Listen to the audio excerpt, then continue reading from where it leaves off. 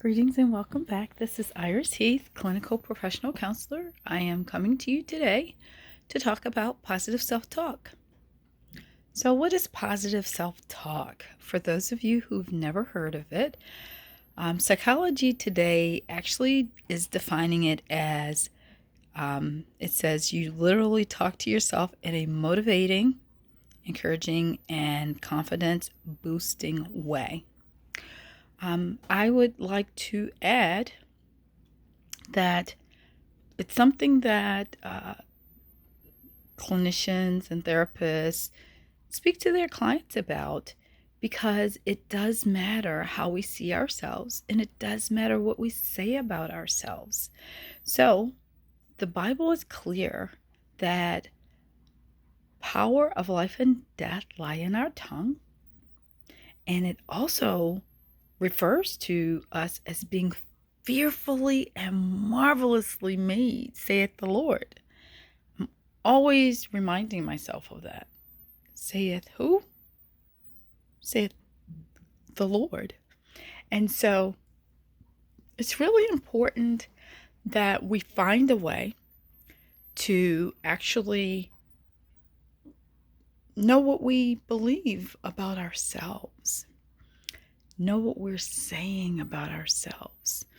And when those negative things come up that we are not sure about how to handle them, whether it's fear of the unknown or something new, whether it is someone around us who may be negative, continuing to shed a negative shadow or cloud on us, we have to be careful.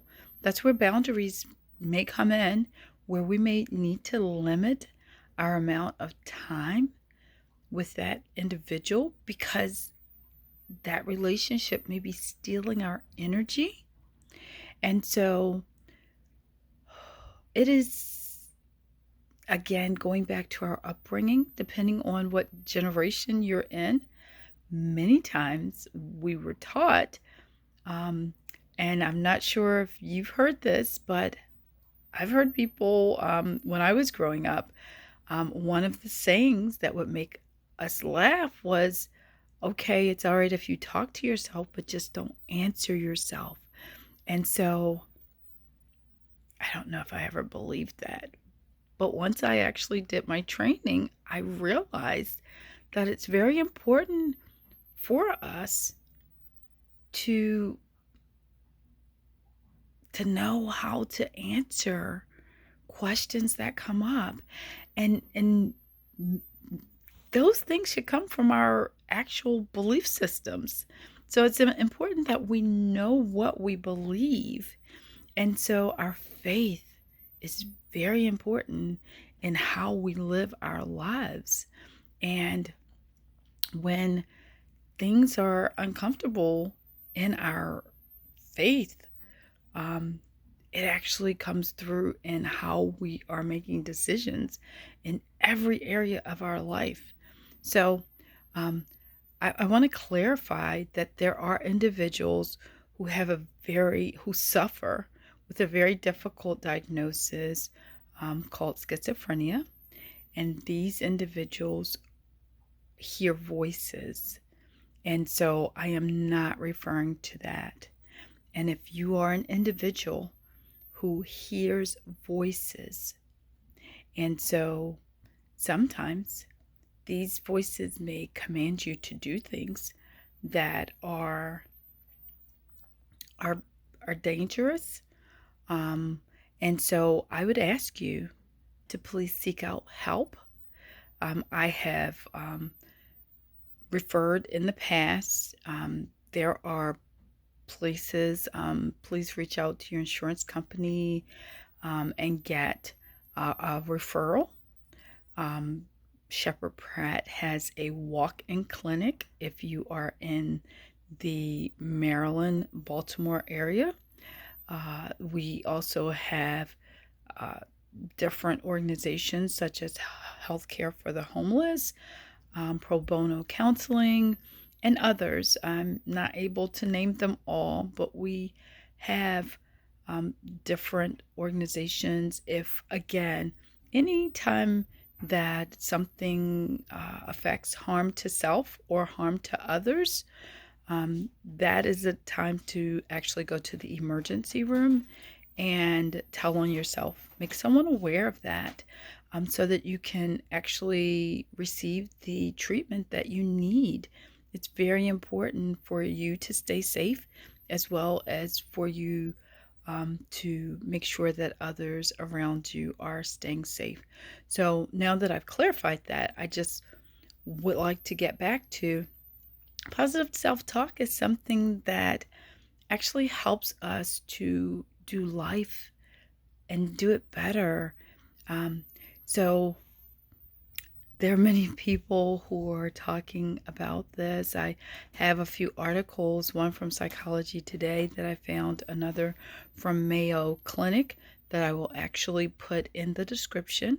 Keep in mind this is for educational purposes, and I want to challenge you to look at, over the next 7 days, how are you referring to yourself? How do you see yourself? What are you saying about yourself? Is it positive? Is it good? Is it kind? If it's not, I'd like you to actually consider reaching out to some help, talking to someone who's trusted in your support system, and and just get some support. Sometimes when we have so much on us, or we have negative individuals around us who are stealing our peace, our joy, who are stealing our energy, sometimes that can affect us. And if you are noticing that, I'd ask you to set a boundary. That may be an individual you may not be able to be around for long periods of time, if that is the case. And so if this individual is your parent, I would ask you to find ways to even set boundaries there as it's appropriate. If you are a small child. And again, getting back to any time that there is, again, harm to self or harm to others, if you are feeling unsafe, please say something to someone, an adult, an appropriate adult who can actually assist you. So I hope this has been helpful. I am giving you this as homework. I know I've given you homework over the last couple of weeks. I asked you to think about how to have fun, and every day. Didn't have to be anything big. How did you do? I like you, those of you who are able, put a comment in so that I can see.